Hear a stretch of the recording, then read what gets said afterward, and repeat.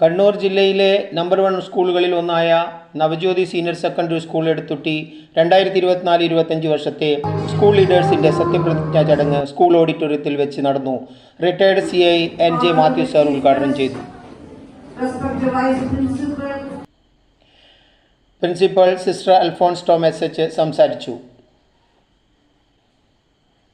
കുട്ടികളുടെ രക്ഷിതാക്കളും ചടങ്ങിൽ പങ്കെടുത്തു. കുട്ടികൾക്കുള്ള സർട്ടിഫിക്കറ്റും ബാഡ്ജുകളും പ്രിൻസിപ്പാളും അതുപോലെ തന്നെ ചീഫ് ഗസ്റ്റായ CI സാറും